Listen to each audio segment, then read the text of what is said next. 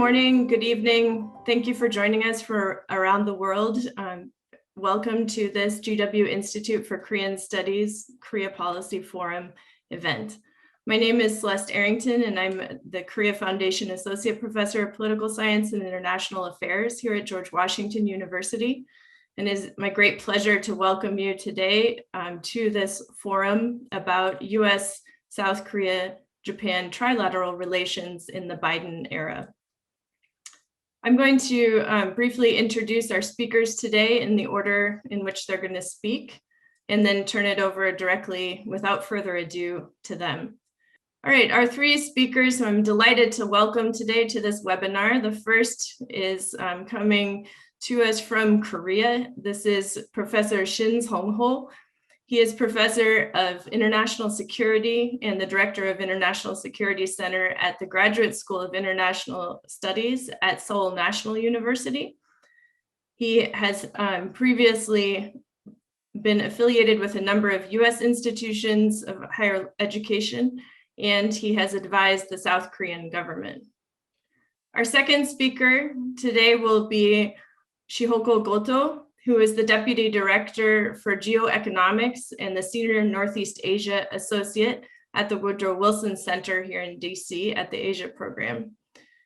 She has experience as a journalist and has also worked at the World Bank and is frequently a commentator on trade relations and economic issues and politics throughout the Northeast Asia region. Our third speaker for today is Greg Brzezinski.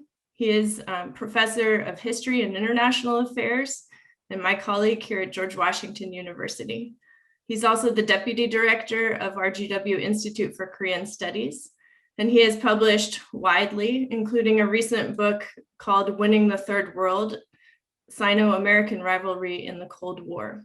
So let me turn it over to Professor Shin now for some comments to start us off this morning, or for him this evening.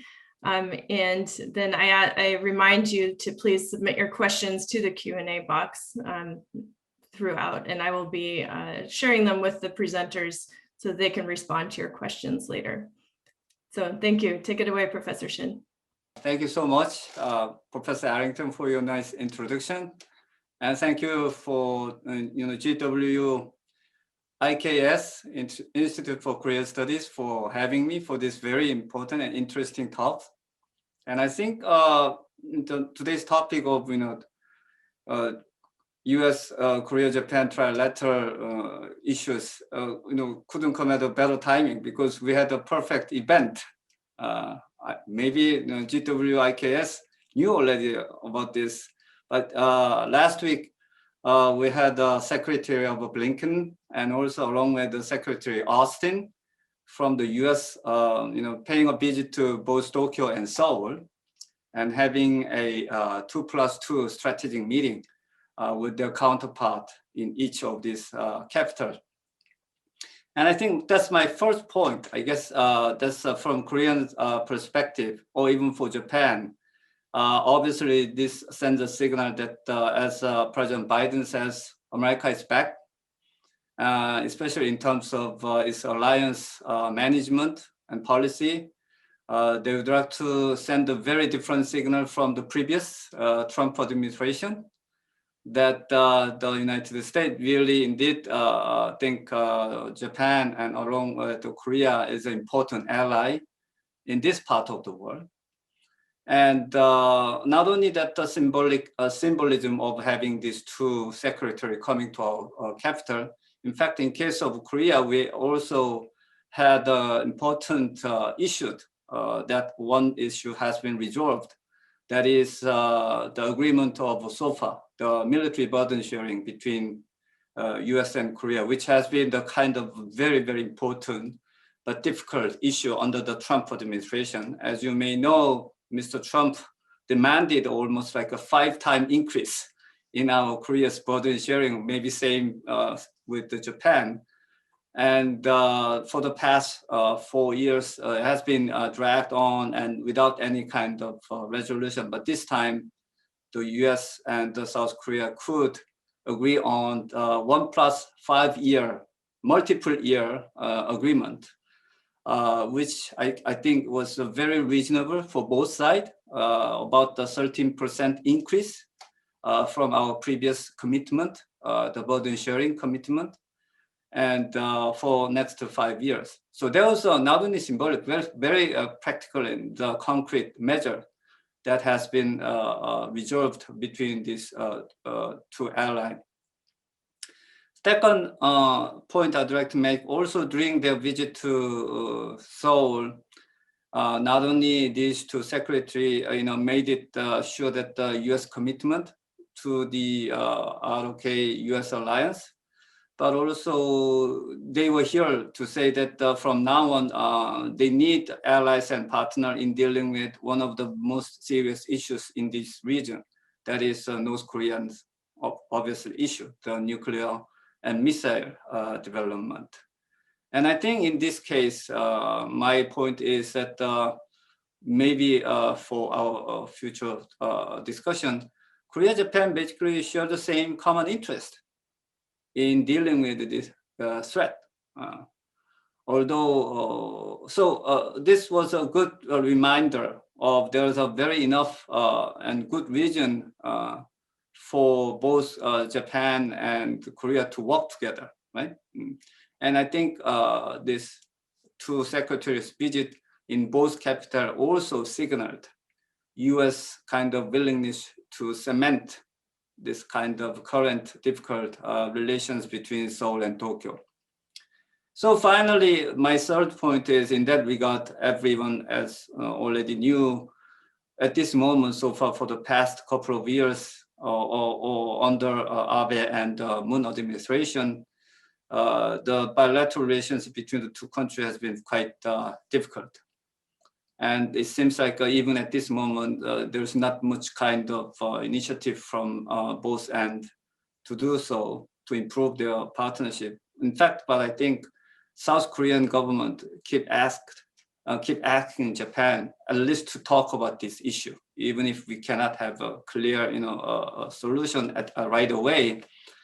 So finally, this two secretaries coming to both in Tokyo and Seoul, emphasizing importance of trilateral cooperation and rebuilding this Korea-Japan partnership. That was another important signal, which was missing under the previous administration. They didn't care that much about Korea-Japan bilateral issues under Trump. So I think this lays a very important groundwork for the coming days for both Tokyo and Seoul to discuss our standing bilateral issues. That I will just stop here, and if there is any further, I will be more than happy to discuss.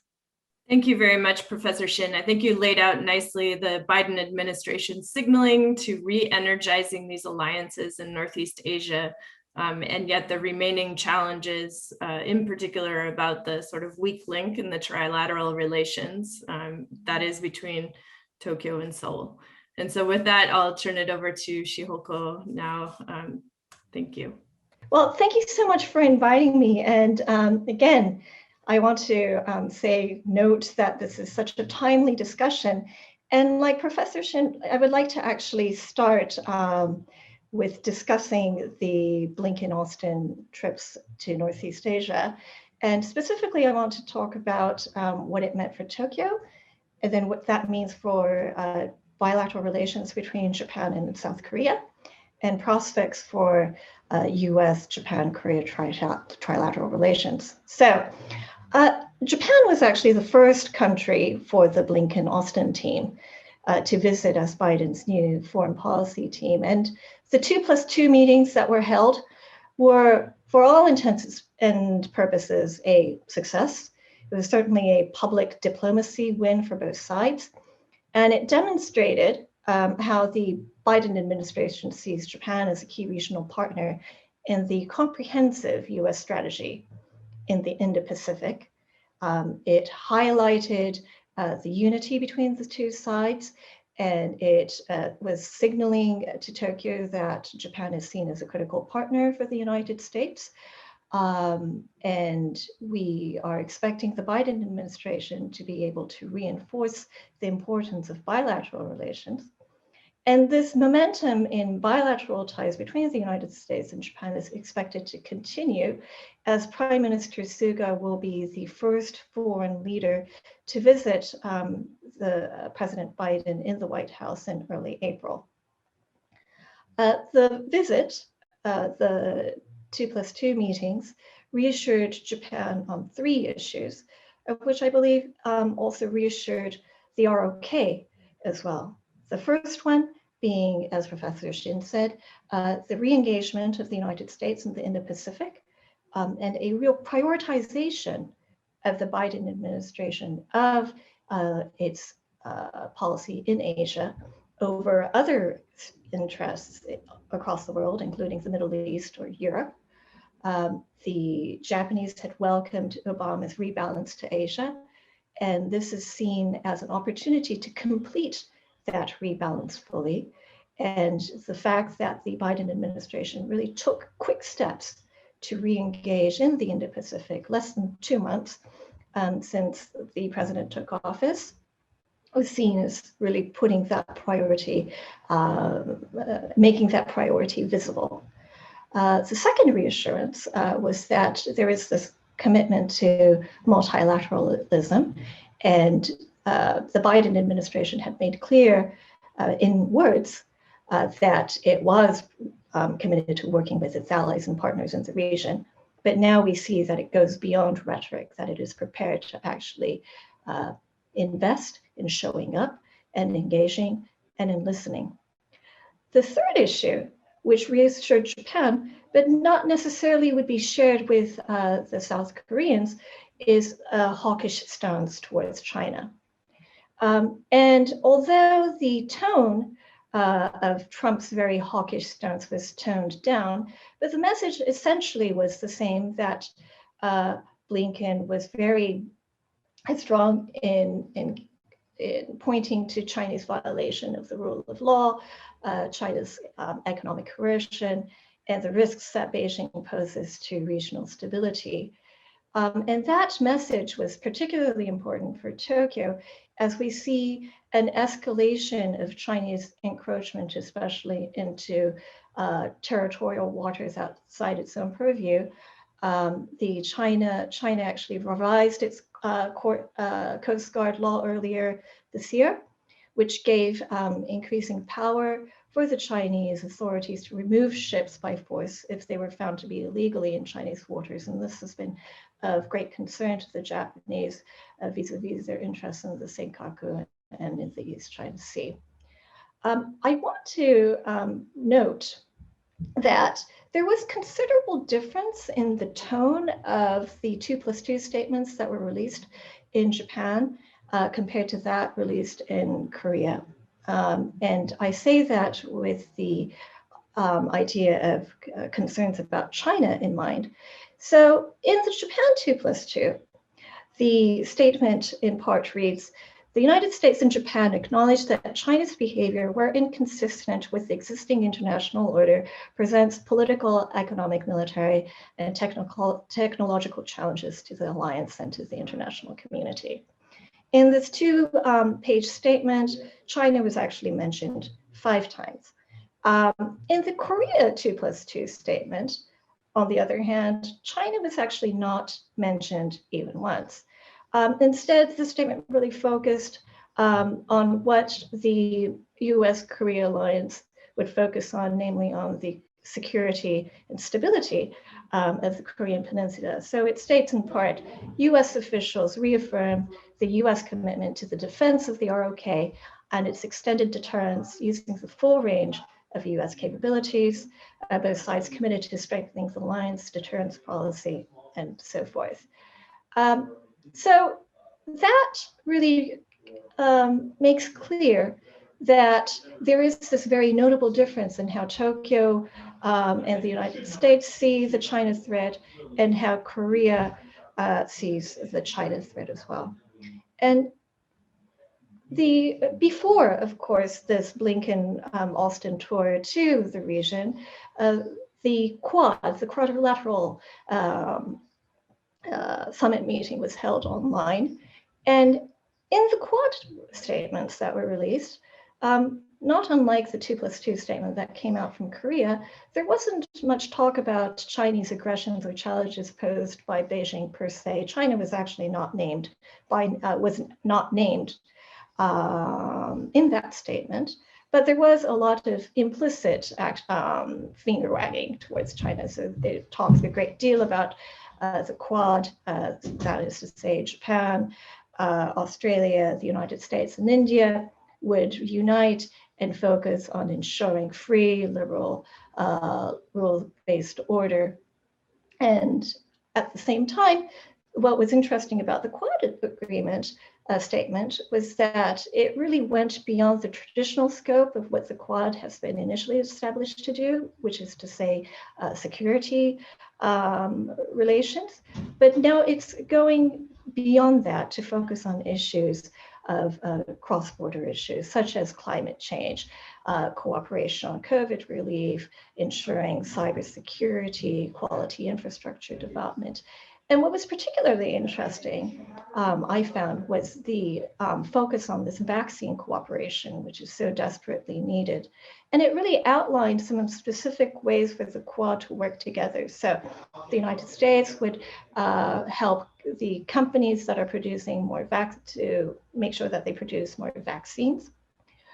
Japan would fund India to produce more of those said vaccines.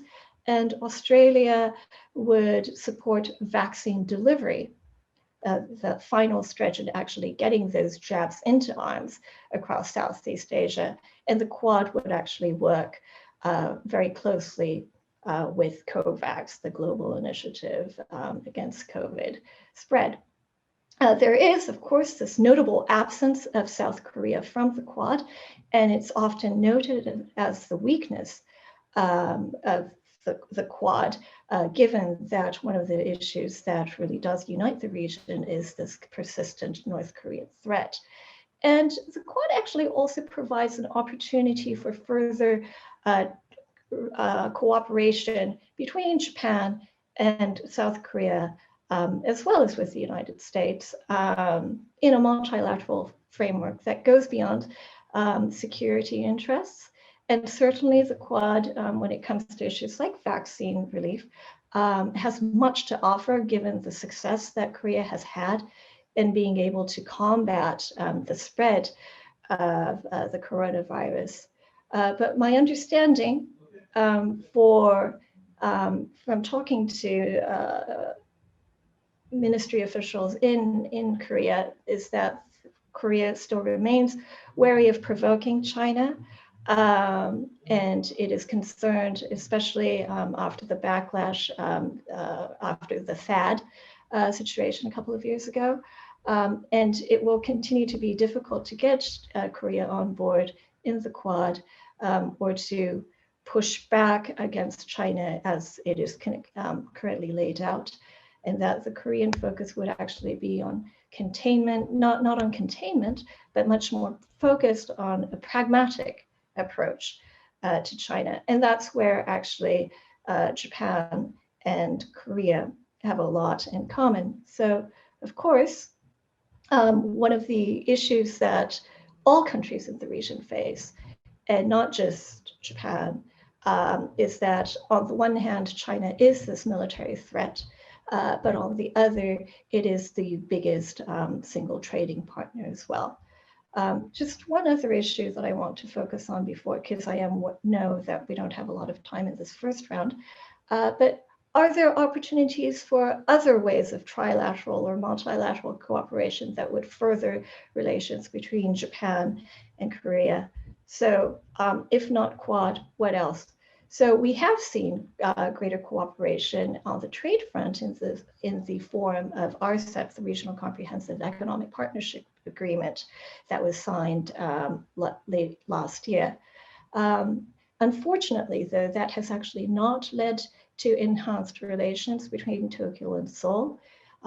It did not for instance, lead to the lifting of export restrictions on critical materials by Japan, nor did it lead to the end of lawsuits over wartime labor compensation by the Koreans on Japanese companies either.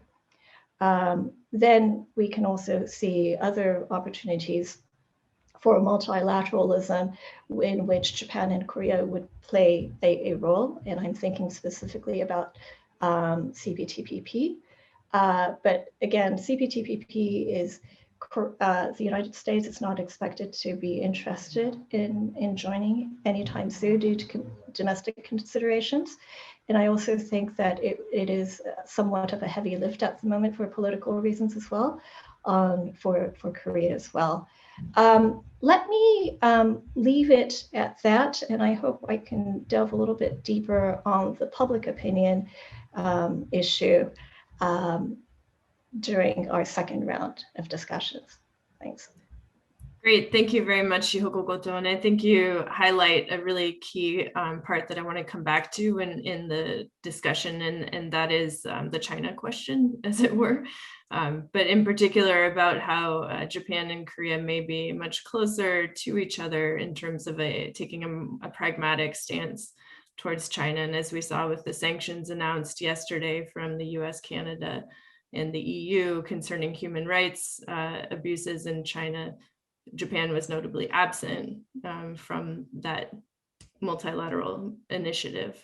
So I would like to come back to the question of China, and not just whether there's room for cooperation multilaterally on China in general, but specific areas, as Shihoko just mentioned, where we may see alignment between Tokyo and Seoul and Washington. Let me now turn it over to Greg Brzezinski. Thank you. Okay, thank you. So there's sort of an 800-pound gorilla in the room when we're talking about Japan, South Korea, and U.S. trilateral cooperation and why it can't be smoother. And I think that 800-pound gorilla is called Japanese revisionism. And so I'm going to talk about Japanese revisionism as a threat to American national security. What is Japanese revisionism first? I think it is basically an effort to erase or whitewash Japan's history of colonialism and Japanese atrocities during the Second World War. And along with this have gone efforts that influence Japanese policy in the contemporary situation, including efforts to make Japan what Shinzo Abe called a more normal country. Why do I care about this? How Japanese interpret their history? Why should it bother the U.S.? Why should it bother American policymakers? I think it impacts America's efforts to try to construct the kind of order that they wish to in the Pacific in a variety of different ways. First of all, it projects an identity for Japan that other countries in the Asian region, including our allies, view as threatening. So when you talk about, why South Korea and Japan have differences, I think this is an important source of these differences. It's hurt our economic interests. The South Korea-Japan trade war, which I think is very important to the overall vitality of the global economy, has been going on for almost 2 years now. And I think the root source of this, it has mostly to do with the inability of the Japanese government to recognize the wartime atrocities. It also makes it more difficult for the United States to organize Asia into a coalition of democracies, because I think that the approach that the current conservative Japanese government, first Abe and now Suga, the approach that they take makes South Korea and Japan focus, and especially makes South Korea focus on how it's different from Japan and how its interests are different from Japan than a lot of the points that were brought up on what Japan and South Korea have in common. It also gives China an added excuse to strengthen its military, and it creates areas it creates an area where South Korea is much more sympathetic with China and even North Korea, and where it believes it has more in common with China and North Korea than it believes that it has in common with Japan. But I've also been very concerned about some other aspects of Japanese revisionism lately, especially in regard to American, especially in regard to American democracy. I think American democracy is being weakened by alternative facts and fake news, as they say. And in the current situation, you have Japanese allies in the United States like John Mark Ramsayer, who have basically adopted the Japanese revisionist perspective, who have tried to legitimate these so-called alternative facts through specious scholarly publications that are based on falsified sources. I am very, very concerned about this because I think in the long term, when you support people engaged in these kinds of activities, it makes it more difficult for Americans to trust academics. It makes it more difficult for Americans to trust academic publications. And this decline in public trust for expertise is contributing to some of the most serious problems that we have in American democracy today. We've had this horrible tragedy recently where we've had, growing incidences of violence against Asian Americans and Asian American women in particular. Where does this come from?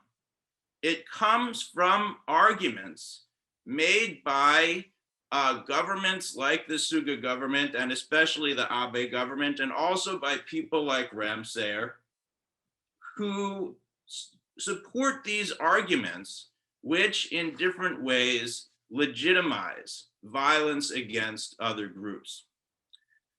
So I see it as very problematic. What should the United States do? And I think this has always been a question because the United States never really wants to address it. Sometimes it will tell South Korea, well, just focus on the security, put the historical issues aside and focus on the security. And I think that's very hard for South Korea to do, and it misunderstands the South Korean perspective, because I think from the South Korean perspective, it's really hard to disentangle these historical issues and identity issues from the security issues. South Korea can never feel secure with historically, with a Japan that doesn't reject historical revisionism. So I think some of the things that the Biden administration might do is, first of all, it should make it clear to their Japanese counterparts that revisionist gestures and statements are not welcome, and that they won't tolerate a repeat of, say, 2013. And we all know, at least according to most reports that I've read, in December of 2013, Biden, as vice president during the Obama administration, had repeatedly urged Shinzo Abe not to visit the Yasukuni Shrine. And there had been some kind of conversation between Abe and Biden where Abe had apparently promised to Biden that he would not do it, but of course, then he went ahead and did it. This was really embarrassing to the Obama administration. And I think, this is another example of where I think this kind of approach being adopted by Japan, it hurts the United States and undermines the United States, because that was really an incident where I believe the credibility of the United States was undermined. So there needs to be trust there needs to be greater trust and confidence between the United States and Japan on these issues. It's important that if Japan is going to be considered a close ally of the United States, that it not embarrass American leaders in a way that creates dilemmas for them and in a way that in a way that weakens America's overall posture in the Asia Pacific.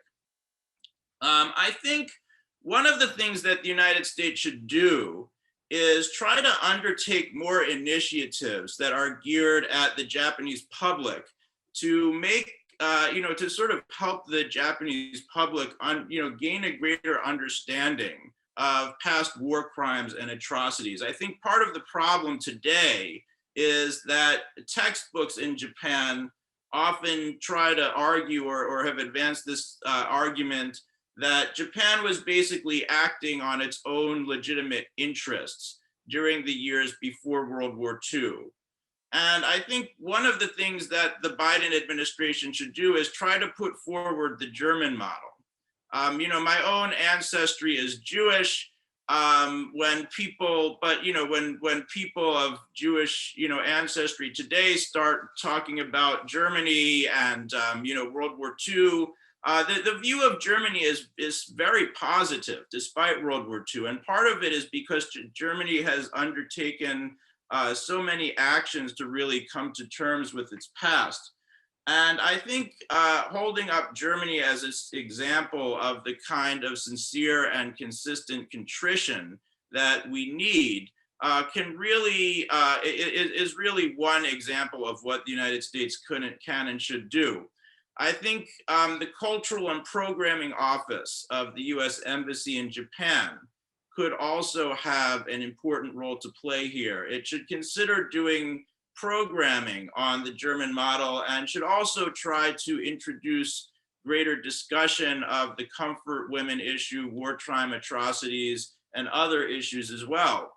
I think it's been a long time since we've had Voice of America programming in Japanese, but I think this is also something that should be considered. Can you use Voice of America or Radio Free Asia to try to reshape the attitudes of our allies? So I think these are all things that the United States government has it's never considered doing this, and I think that it's time to do this. And again, it's nothing. I actually, you can see my Japanese textbooks in the background.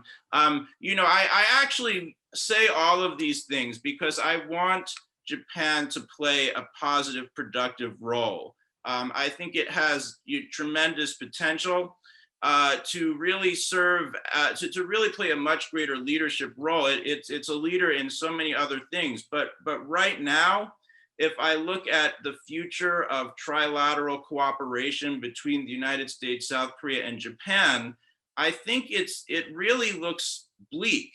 I think I do think it's gotten a little bit better under the Biden administration, but I think it's been very, very difficult for the two countries to put aside their differences in a way that would make meaningful cooperation on security issues possible. And I think this is something that the United States wants, and it cannot solve this unless it addresses the 800-pound gorilla in the room.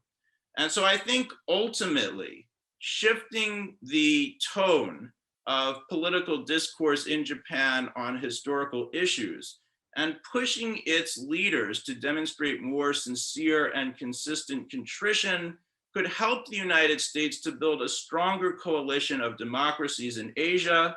And it could also enable the United States to be seen as it could also enable the United States to play an important role on global gender issues, which I would hope with the first female vice president in office is something that we would want to do. So I will end it there. I realize my tone has sort of been a little bit different from the other panelists, but that's what I'm here for. So I'll stop there.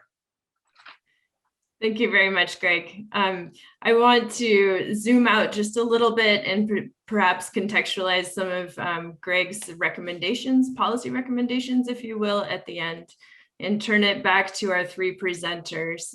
The question is, the Biden administration's visit by Secretary of State Blinken and Secretary of Defense Austin to Tokyo and then Seoul came ahead of the policy review or the announcement of the Biden administration's full policy for East Asia. So what indicators did you see coming out of the visit about particular priorities or things that areas in which the trilateral cooperation has the potential to really serve a productive role in the region? And let me highlight a few potentially on North Korean denuclearization. This is a particular priority for the Moon administration as it heads into its last year in office to possibly make movement forward on inter-Korean relations.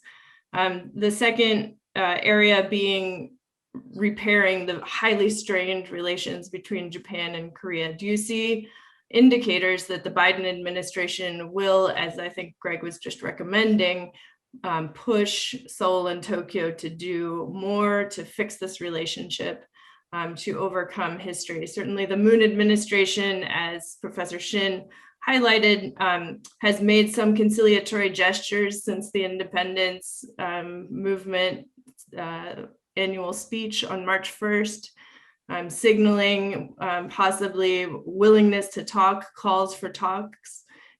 Is the ball now in Japan's court?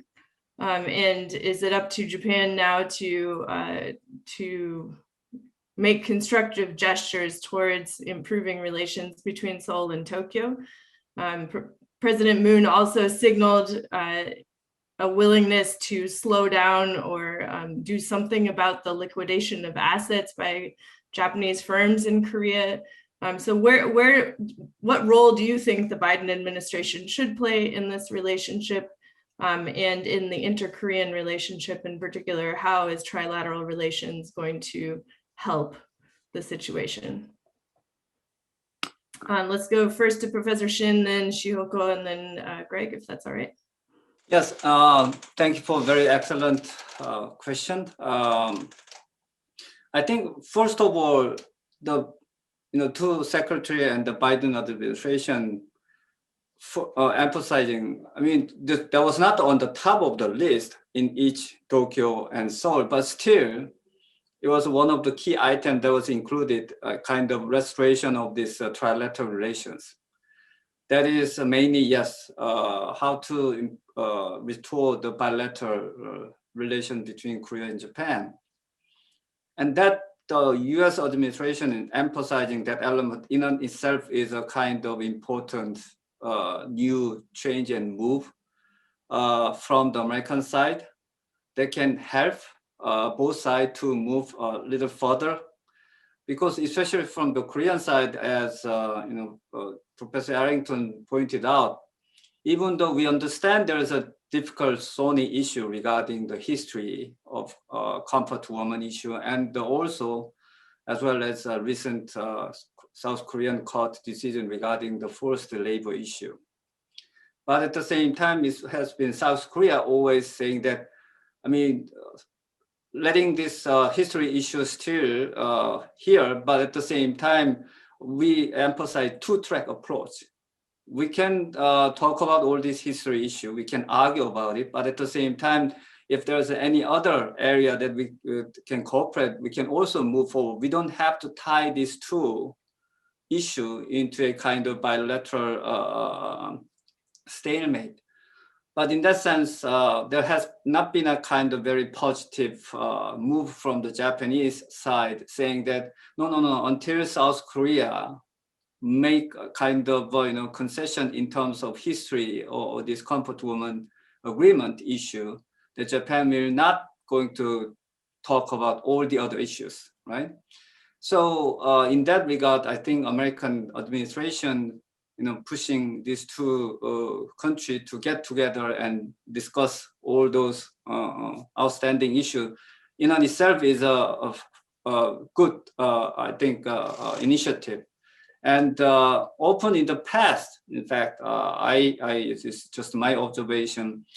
I mean, South Korean, Japan relation always have been going up and down regarding this history issue. Almost cyclically, there is either Yasukuni Shrine issue, either Tokto Takeshima issue, either comfort woman issue.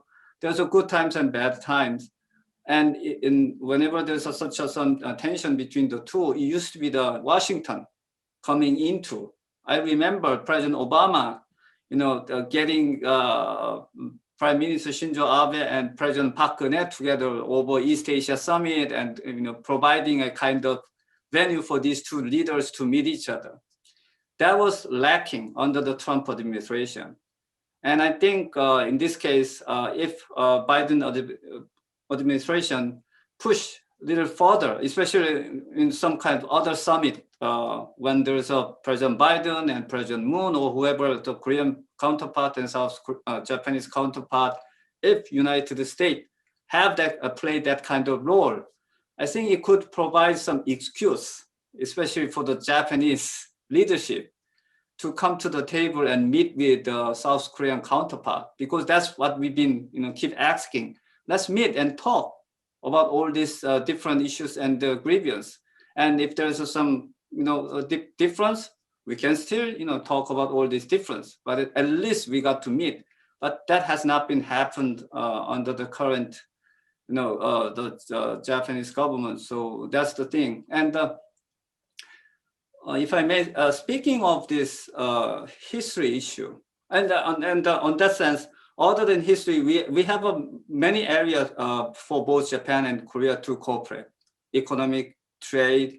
I mean, there's a worldwide, starting from the United States, even trends towards kind of more of a trading bloc establishing or protectionist tendency, in which South Korea and Japan is not. We are the loser of those kind of protectionist trade policy. We both want more free trade partnership and both bilateral and multilateral. So Korea and Japan can work in those kind of area. Or even in this pandemic, maybe we can also work together and vaccine and all that, like the case of Quad, or even this impending Tokyo Olympic. South Korean government was very willing to help the Japanese effort to host this Olympic in this very difficult time, because that's kind of what we've been through in the last our Pyeongchang Olympic. I thought like until just 2 months ago before our opening ceremony, oh no, there will be no Pyeongchang Olympic, because we were seeing the Trump and the Kim Jong-un exchanging war of words between those two countries. South Korea was like almost becoming a war zone right before the Pyeongchang, and then suddenly all those miraculously those Olympic was held very successfully. Why not? We can work together in those. In fact, right now, we have a South Korean national soccer team in Tokyo today, flying into Tokyo to have a kind of friendly match between the Japanese and Korean national soccer team, which will be a very important kind of showcase for the Olympics, what it will be like Olympic in Tokyo in summer if it is held. But at the same time, I think the history issue, we got to also, as Professor Brzezinski suggested, we got to sit and talk about those issues. South Koreans understand the Japanese position also. But at the same time, and also one last point is that there's a kind of tendency in Japan, or especially at the leadership level, right? They tend to take this as a kind of Moon's playbook of using this history issue for his political gain. It's not that simple. In Korea, this has become much more of an individual freedom issue, state, separation of judiciary between executive office. I mean, this is much bigger political debate and discussion going on regarding this, in which this forced labor, as an individual, taking this issue to the Korean court, in and itself is a very important political kind of, democratic progress in Korean society. But that kind of aspect the Japanese leadership doesn't appreciate. They only see this as a kind of political game played by the Moon. I think that's a quite big kind of misunderstanding. Thank you very much, Professor Shin. I think it's a good point also to highlight the complicated domestic political baggage of the forced labor rulings in particular, coming after the impeachment of President Park Geun-hye and the allegations of her administration's interference in the judiciary on these cases in particular. I want to turn it to Shihoko now, and you had mentioned also some public opinion discussion earlier. So there is the potential in any country, both in Korea and Japan, for too much US pushing to spark backlash from the publics. I think Professor Shin also alluded to the fact that you have in Korea, as well as in Japan, some closing down of the discussion about historical issues, so that the full range of perspectives on the historical issues are no longer being allowed in the public sphere in either country. And this has filtered up to the political level as well. So Shioko, if you wanted to tackle those issues. Yeah, first of all, on the role that the United States can play, as Professor Shin mentioned, the fact that this was noted both in Tokyo and Seoul by the United States as an issue of interest for the three countries concerned was very much welcomed. Again, it's not necessarily a priority, but the fact that it is in there speaks volumes. And I do think also personalities really matter in this.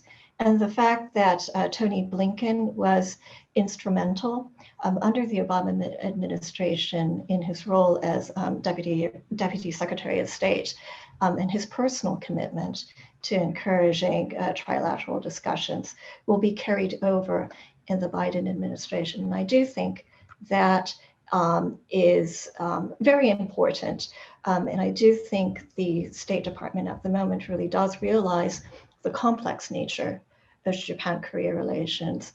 But at the same time, I believe that ultimately the most effective way that the United States could actually play a role in this would be able to decouple the politicization of history from economic and security concerns, and that it would actually focus on taking a much more pragmatic approach to relations. However, that does not lead to enhanced bilateral relations between Tokyo and Korea.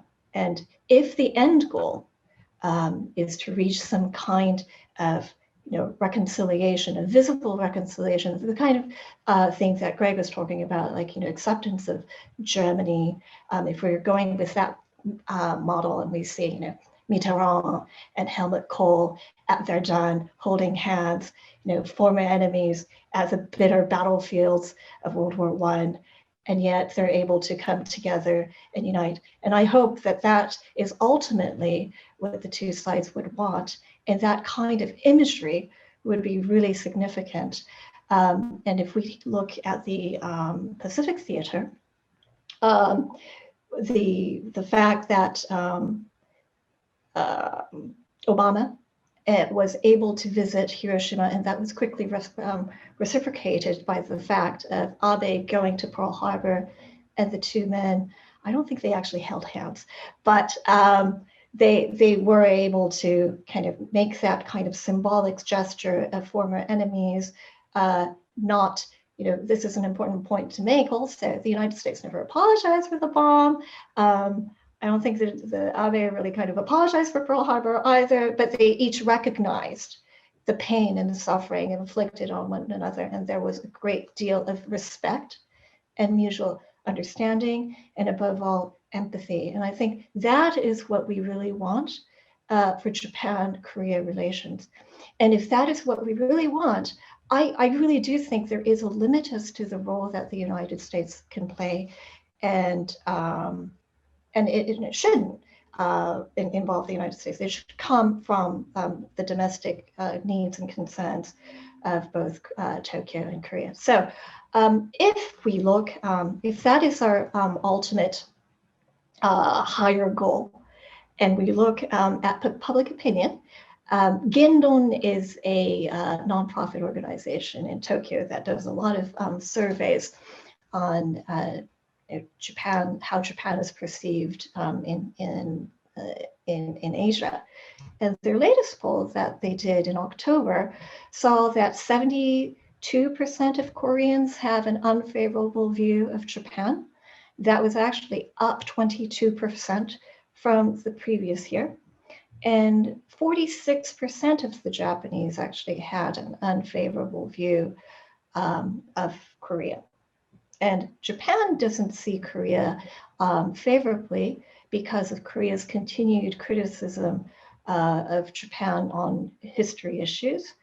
And Korea has been seen to have negative views of Japan because of the continued issues regarding history and territorial dispute, namely the Dokdo Takeshima issue. But what was, to me, and that actually wasn't, that finding wasn't particularly surprising, but what I did want to really share with this particular audience was the fact that 24% of Koreans saw Japanese politicians and Japanese politicians' words and actions as unfavorable and being detrimental to furthering bilateral relations.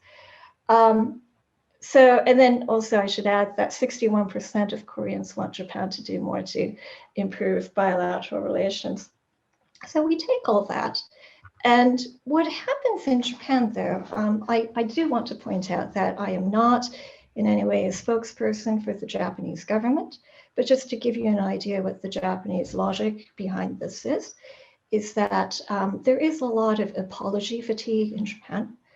And there is a lot of disappointment on the part of the Japanese insofar as agreements that were made in the past have not been honored. And so we have, for instance, the 1965 treaty that actually normalized restored diplomatic relations between the two sides, which also included compensation for war damages. That was seen in Japan to resolve the issue and allow the two sides to move forward beyond the legacy of occupation and exploitation. Of course, that has not been seen to hold true. And then more recently, in the more recent past, the 2015 Comfort Women Agreement that actually the United States was instrumental in actually kind of in the back to have the Japan and Korea come to an agreement and come with a package to provide not just an apology, but also a financial aid package to the victims of sexual slavery. That was overturned under the Moon administration. And so as we look forward and see how and whether the two sides can actually come together, and discuss ways of moving forward, there's a lot of fatigue in Japan saying that whatever may be decided or whatever agreement may be put forward will yet again not be accepted by the incoming Korean president. And of course, there is because Moon Jae-in is facing election, will not be able to run again, and his term is coming to an end next year. There's a lot of concern about who may be next, how the history issue may play out in the political arena. And so Japan may have to play a different game with the new administration. One thing I do want to add about the Japan side of all of this is that Prime Minister Suga, too, is facing the prospect of elections. He needs to call an election by the end of September. We don't yet know when that election may or may be, but it comes at a time when his own popularity is going down the tubes. It's pretty bad.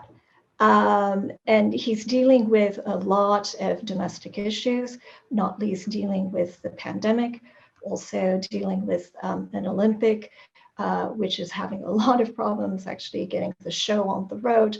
None of it is leading to his popularity. So he's really focused on domestic issues. The question is, can this issue of Japan-Korea relations actually help or hinder his electability The answer is actually no, because it will not do anything insofar as he's so focused on getting the domestic issue back on track. His own personal situation has been to be cabinet secretary to Prime Minister Abe. He has been very much seen as an implementer rather than a voice of strategic kind of grand strategy for Japan on the international front. We are also expecting him to, this has not been as a vote winner or loser in Japan as you might think. And so this will actually not come up as an issue. And you can take that as a good thing or a bad thing, but the fact remains that this ongoing tensions between Japan and Korea, although they really are at a low point, it will not be raised during the election cycle under the Suga administration.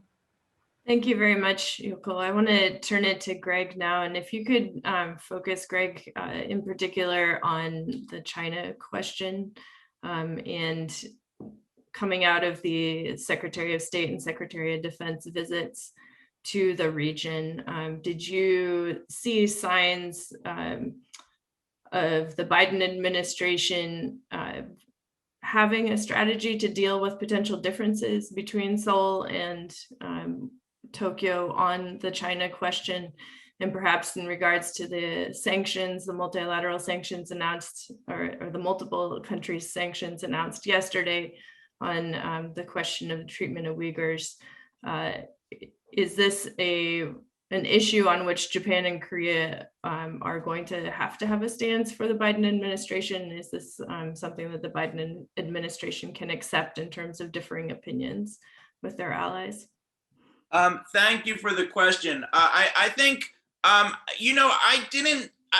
do agree that there is some difference in Japan and South Korea regarding the China issue. And I think I think these differences occur for a variety of different reasons. Some of them are historical, some of them are economic. Obviously, South Korea really doesn't want to get caught between its economic relationship with the People's Republic of China and its security relationship with the United States. And so I think for a variety of different reasons, you have these you have these differences. But I think part of the problem is that there's also these issues where South Korea feels that it has more in common with China than it feels it may have in common with Japan. And again, I think objectively, they're both democracies. They actually have, Japan and South Korea have a lot in common. But I think, on territorial issues, that's one where Japan has territorial disputes with South Korea. Japan has territorial disputes with China.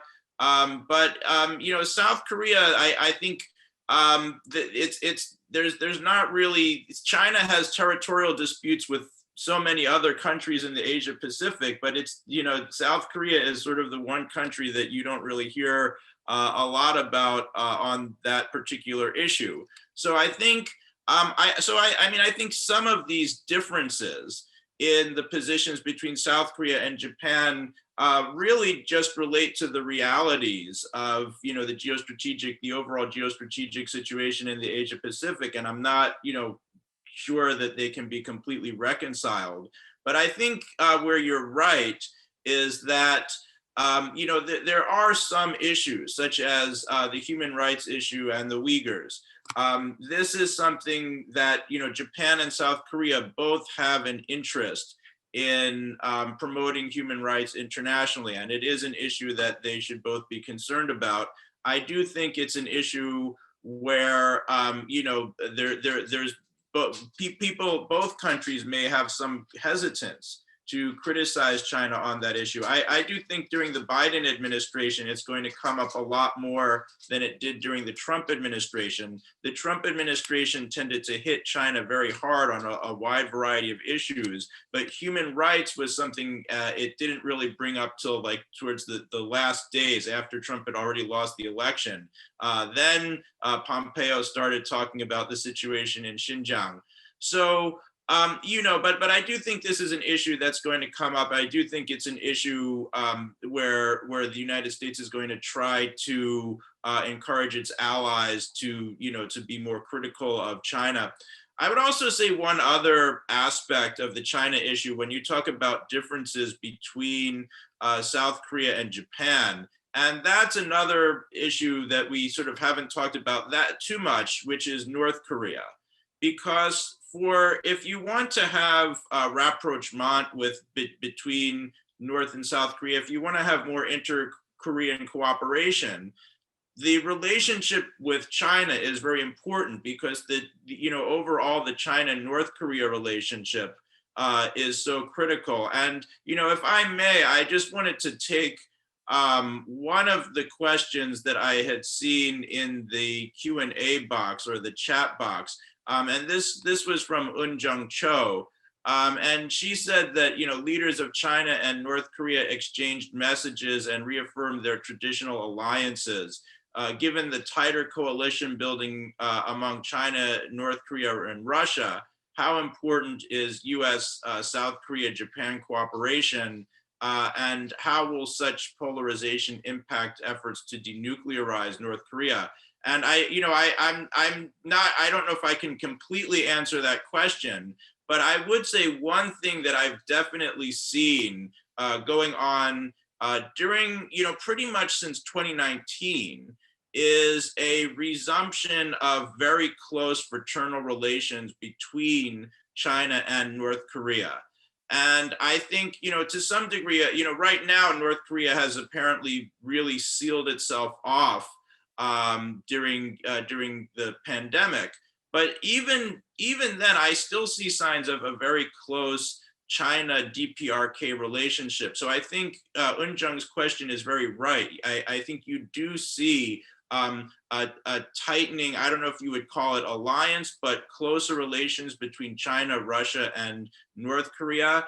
And I think if you looked, for instance, I had seen there were a lot of celebrations in both China and to a lesser degree in North Korea over the 70th anniversary of the dispatch of the Chinese volunteers to North Korea during the Korean War. And I was watching some of the Chinese films that they made about it, and they really were very empathetic towards North Korea and really were just bringing up this whole memory of shared wartime struggle against the United States.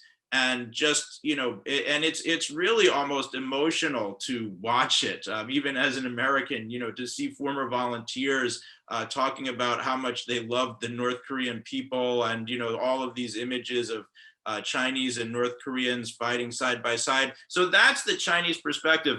I bring this up also because, you've heard the Biden administration saying, well, we want China to help us on North Korea. I've been saying for years that will never happen. I think that China may bring North Korea to the negotiating table, but they're never, ever going to put the kind of significant pressure on North Korea that you would want. And I actually agree with, this statement. There is, there is closer and closer cooperation between the autocratic countries of the world. And I think you also saw that in the very tense standoff between China and the United States in Alaska. And, this recent, I'm not sure what the meeting was called, but, this recent meeting, which was just extraordinary. If you look at the rhetoric that was put forward there. And so, I think this is, I think this is also another reason why we do need closer cooperation overall between, democracies in the region. Thank you, Greg. I guess great minds think alike, because I was just going to ask Jung Cho's question. Professor Shin, you mentioned in your presentation earlier also about the Olympics and this being a potential focal event around which to encourage dialogue with North Korea. Do you see this reaffirmation of China-DPRK relations as being a negative sign, a bad sign in terms of the Moon administration's long-held aspirations for inter-Korean dialogue and aspiration, or dialogue and reconciliation? Or do you think that this is just North Korea trying to come to terms with the triple challenges of COVID plus sanctions plus natural disasters and dramatically declined China-DPRK trade? Yes, I think following up on the Professor Brzezinski's point, maybe that's exactly the reason why we need more close coordination and cooperation and consultation between the Washington and Seoul over North Korea policy, even with, again, in this case, Japanese also can discuss it, but not in a way, but how to distance us from North Korea, but how to get to North Korea, how to engage with North Korea. That's the only way we can maybe more efficiently or effectively balance Chinese increasing, influence in the region. The more we isolate, the more we segregate North Korea from our sphere, it just pushes North Korea back to the Chinese circle. And that's one thing that we noticed already. And the more we engage with North Korea, the more Chinese will become more anxious to get into this game and dynamics. And in that case, it will create more leverage for us in dealing with both North Korea and China. But so far, that has not what we've been seeing. And so I guess at this moment, what's happening is still, I understand the Biden administration would like to take much more principled approach in dealing with North Korea while they are going through this total review of North Korea policy. But at the end of the day, I suspect they will come to the same kind of conclusion that, there's not much other good option other than just engage with North Korea. Why? Because first of all, war is not an option, first of all. Even for Trump, he figured that war is not an option. The second of all, the more we try to only press North Korea, it will only accelerate North Korea's nuclear and missile program only. So in that sense, time is on North Korea's side when it comes to their missile and the nuclear program. So before it is too late, we got to somehow find a way to stop, at least hold their weapon program. And then finally, starting from there, and the good news is, I think still, what North Korea really wants is get to the United States. It's not that they want to get to the Beijing. Beijing card, playing with Beijing is just a card to get the US interest and to get the US engagement.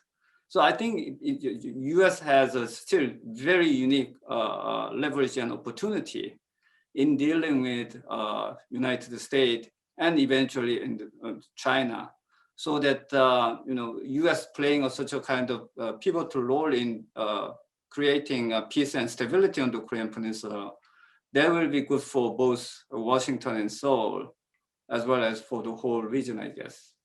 Thank you. I want to take a question from Kim Song-hee for Deputy Director Goto. So can you talk a little bit about the Biden administration's bilateral relationship, and in particular the alliance between the US and Japan, some challenges going forward? Professor Shin mentioned the historic agreement on burden sharing between the US and the ROK.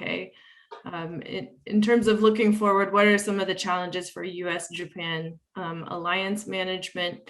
And Bonnie O also asked the question in terms of fairness between U.S.-Japan relations and U.S. ROK relations. Are there any steps that you would recommend the Biden administration take in order to maintain a balanced approach towards Tokyo and Seoul?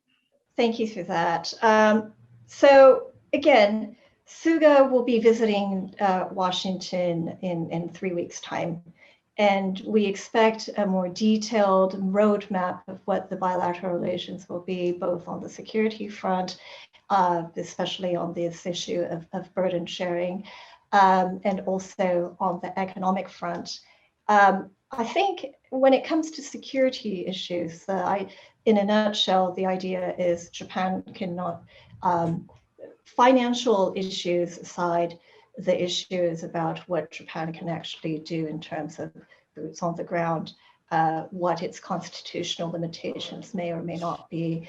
And of course, under the Abe administration, the constitution was not revised, but it was reinterpreted. So it gave Japan greater flexibility in deploying its troops to go far beyond simply self-defense. And this had been one of the priorities for the Abe government.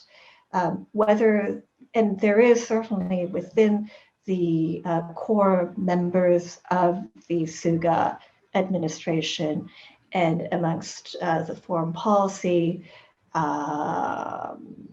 field in Japan, there is this really big push to ensure that Abe's push for further expanding the constitution, constitutional limits, so that Japan actually can play a more proactive role in deploying its troops for regional security, moves forward.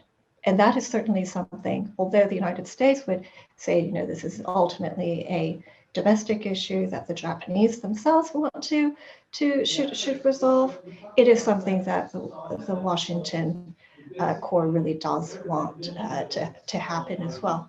Of course, should that actually move forward, then Japan's relations with its immediate neighbors becomes much, much more important. So this whole distrust and bad, I don't want to say bad, historic low relations between Japan and Korea will be a tremendous hurdle for this. And so it would be imperative for the United States to ensure that there is greater trust, everything from ensuring that GSOMIA continues to be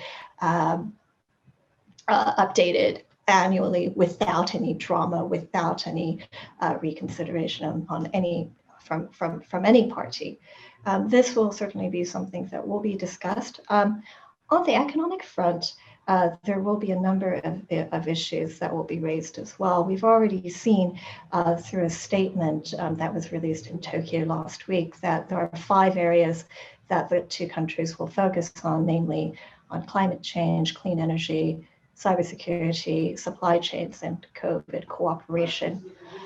These, though, are, no one can oppose to these 5 areas of cooperation, but when you go into the details, like take something like supply chains, it does become a very politically sensitive issue.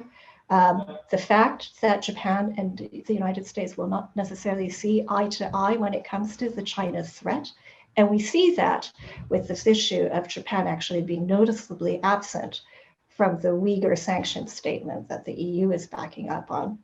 We're seeing that also with Japan not having the same point of view as the United States in dealing with the Myanmar coup. So we are seeing these differences. And I would argue that Japan and Korea have much more in common on these issues than perhaps with the United States.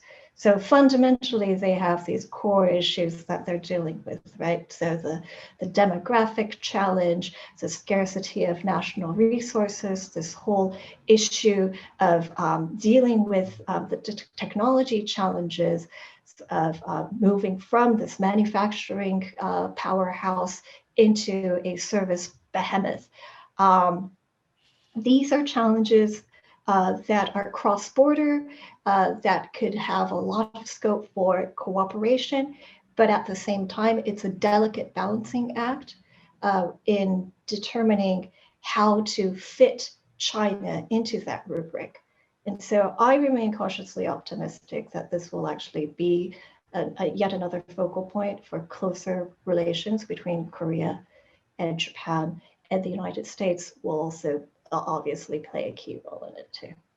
Greg, I want to see your comments. Thank you, Shihoko, in response to the previous two sets of comments, but also raise a question from George Hutchinson about specifically the China issue through the lens of Taiwan security issues. And the question was, how do Japan and South Korea view U.S. credibility in the event of a Taiwan Straits crisis?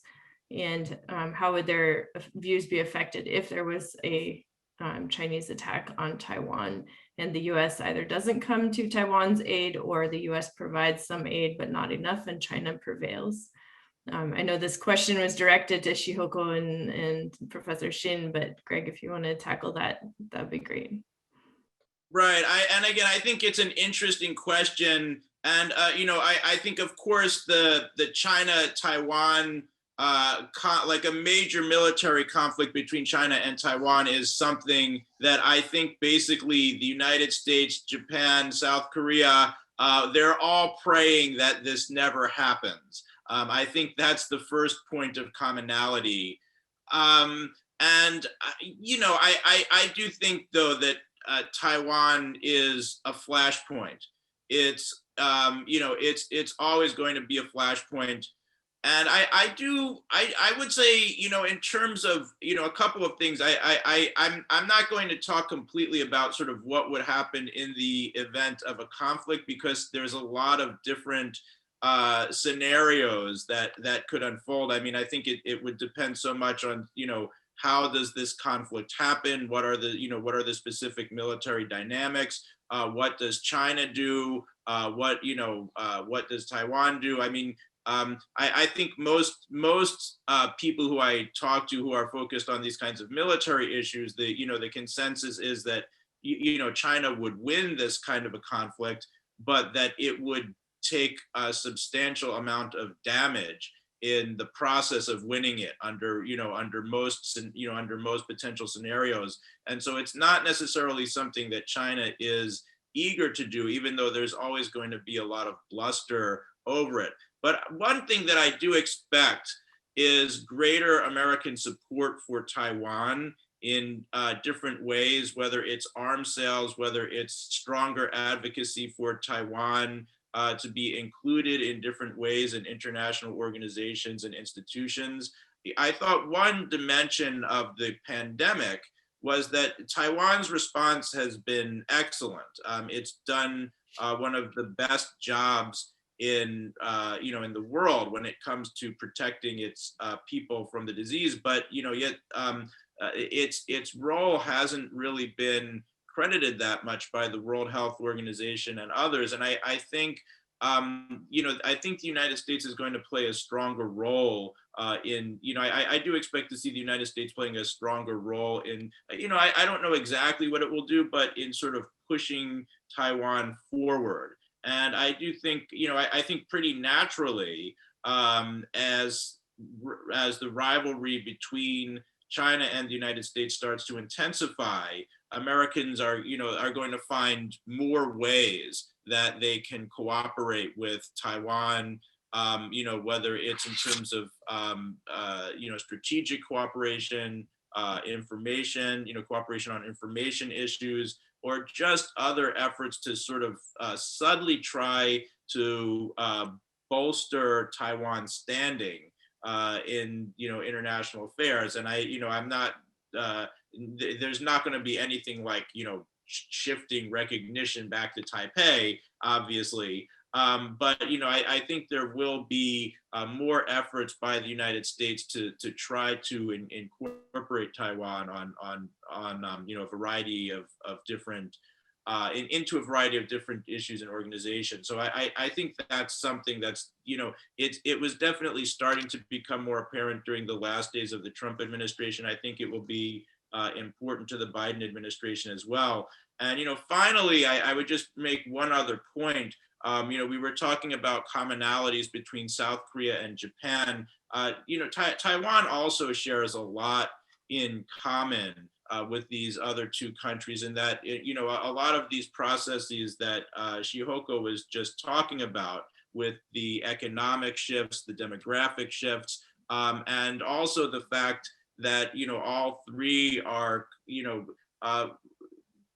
especially in the Japan and Taiwan case, both these were among the few countries in the world that, although people are, I probably just alienated a lot of people by using the term country in reference to Taiwan, but few places in the world that became viable, prosperous democracies after World War II that had once been victims of colonialism. So I think there's a lot of shared values there, and I do believe that you'll also see some greater outreach or cooperation with Taiwan, but I do think Japan and South Korea are probably far more tied in terms of what they can do and say on the issue than the United States is. Thank you, Greg. I think I want to shift to a different area of potential cooperation. John F. in the questions asked about potential areas of economic cooperation, in particular between among Japan, Korea, and the United States in the year going forward. And John Lee asked for your perspectives on the implications of trade and supply chain decoupling, in particular between South Korea and Japan. Shihoko already highlighted that a little bit and mentioned some areas for where Japan and South Korea might be seeing eye to eye in terms of regional free trade. Professor Shin, you also mentioned this. What are some specific areas of potential cooperation in the year going forward?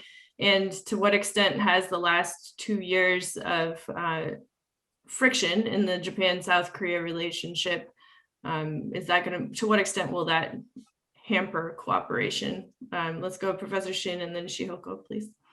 First of all, I think this bottom line is there's a very huge vast area of economic cooperation between Korea and Japan.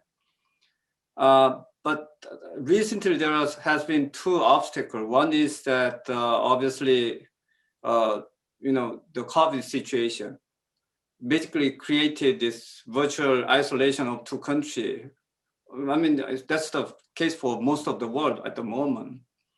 So, especially in terms of people's exchange, especially there has been over the past decade, even though at the political level, maybe there has been some foreign relations between the two countries, Seoul and Tokyo, but at the people's level, there's almost explosion of people coming and going from both ends. So, tens of millions of Korean people was traveling to Japanese country, enjoying the Japanese food and culture and all those things. Vice versa, there's also lots of Japanese, coming into the Seoul. And that has been completely, I think, shut down at this moment. So we got to, of course, make our own best effort to deal with this pandemic situation, so that we can open up our own country again, so that which can allow the people from both sides can come and go. It's not only economically important. I think it's one of another very important bond between the two societies, to get to know about each other, to see the eye to eye. The second, but another unfortunate issue is that obviously, in terms of trade, bilateral trade, of course, it is tied to this historical issue. But the Japanese imposing those export restriction of Japanese material, key material to the South Korean, for example, semiconductor industry and all that. The two countries somehow need to deal with this issue. I mean, otherwise, how can you imagine that even though that doesn't mean that there is no trade between the two countries. In fact, even with that kind of symbolic restriction, there has been great flow of goods between the two countries. But still, we got to address that kind of trade barriers, separated from all these historical issues.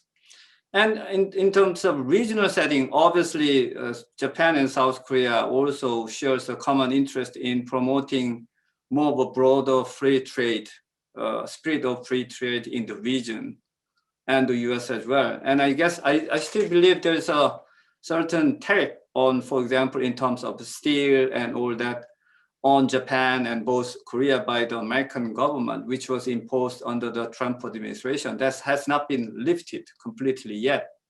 So we can work together on that issue as well. Or even in the long run, I'm not so sure what's the Biden administration's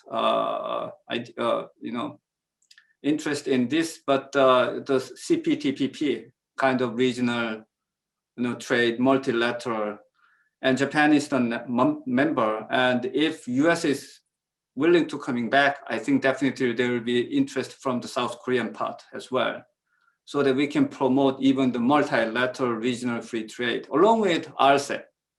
I mean, both Korea and Japan is the member of RCEP, in which China is another 800-pound gorilla in this case. But I guess in dealing with this Chinese business practice and intellectual property right and all that, Japan and Korea definitely has a common interest in promoting more transparency, more of those property right, and all those kind of international standard. So there are lots of area for both countries to work together to tackle their own domestic difficulty in terms of aging population and the growing, decreasing domestic market and all that. Thank you.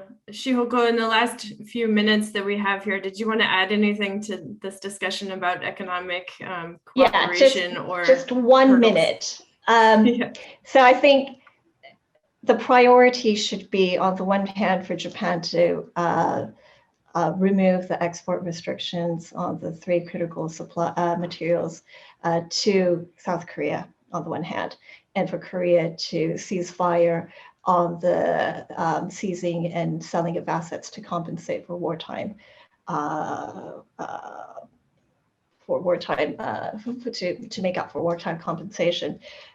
These are emotional issues, but they're really the reason why we talk about the bilateral relations hitting an all-time low. I think the United States could play a role in ensuring that there is this kind of détente, this ceasefire, that the simultaneous lifting of these 2 hurdles. And so we can go back. If we must have tensions between the 2 sides, it can be contained and not impact economic development on the 2 sides. And that would be my advice to the Biden administration. Good, thank you. Hopefully they're listening. Greg would like to add 1 or 2 points here to close us out. Go ahead. Very quickly, I first of all, I agree that's the immediate step. Undo the damage that's been done since the summer of 2019. But, in terms of economic cooperation, we talk about decoupling from China and how that's going to impact the overall relationship. I mean, there's really always the issue of where do you relocate the manufacturing to? And what's interesting, of course, is that, Japan and especially South Korea have, relatively good relations with Southeast Asia. We just did a panel on South Korean soft cultural influence in Southeast Asia last week, in which we had speakers from Vietnam and Thailand, and they were just fascinating, talking about how influential South Korea is in Southeast Asian countries. Finally, one last point I would just make for anybody who is not currently enrolled in an MA program and is considering doing a policy-oriented program in Asian studies. You can see our Korea Institute hosts these events. GW is by far the most active school in Korean studies in the DC region. No other school does events like this. This is the best place to do an MA in Asian studies. So I hope you'll consider applying. And if you have people you know who are considering applying to the Elliott School, please strongly encourage them to do so. And with that self-interested advertisement for our program, let me also just add, we have excellent professors like Professor Brzezinski and myself. So thank you very much to our speakers. I know we can't do applause in this format, but please join me in thanking our speakers today, Shin Sung-ho, Shihoko Goto, and Greg Brzezinski, for your time. For all of you who stuck it out to the bitter end, thank you, and I hope it was an informative panel. And please join us for future GWIKS Korea Policy Forum events. And if we did not get to your question, hopefully we will get to it in a future forum. So thank you very much to all of you, and hopefully I'll see you soon. Thank you.